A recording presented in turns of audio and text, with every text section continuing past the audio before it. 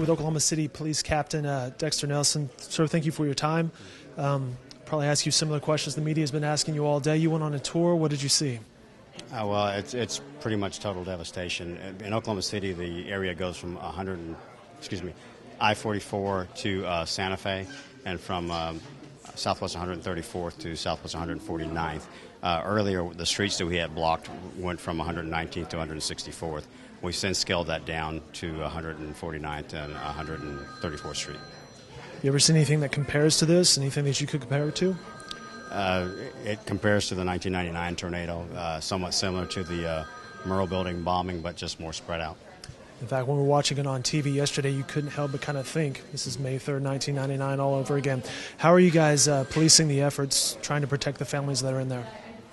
Well, at midnight, or when it gets dark, rather, no one would be allowed inside of the site except law enforcement and military.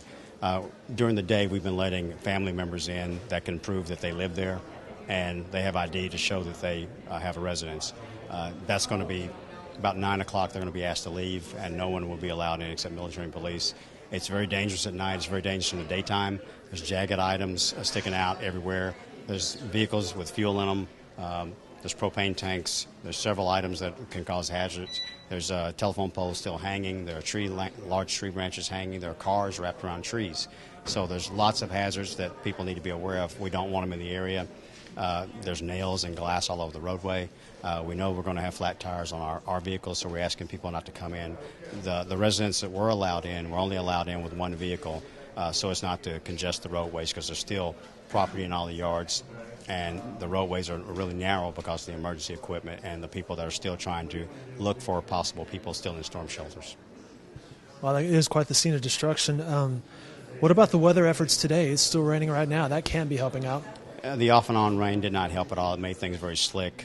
We're still keeping in mind we could have people still trapped in shelters. Underground shelters can fill up with water with the rain and with the debris on top of them. We even had one of our officers who was trapped in his home. And late when I was on the tour, there was a lady that they believe was trapped in a shelter. So we still leave a little hope out that there might be people in shelters, so we're still looking. But Oklahoma City has moved to more of a recovery mode. I'm not sure about what state the city of Moore has moved into.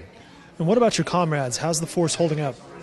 We're tired, but we'll stay and do what we need to do. We've done this before. We pull through it with each other.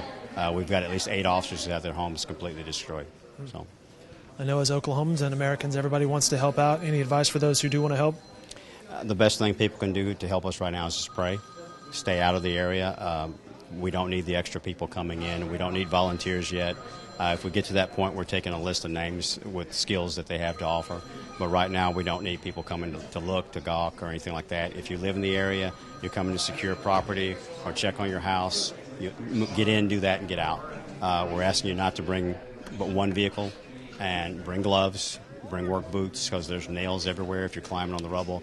That rubble shifts, so there's falling issues there, and it's just very, very hazardous. Captain, thanks for your time. Best of luck to you and your crew. Thank you.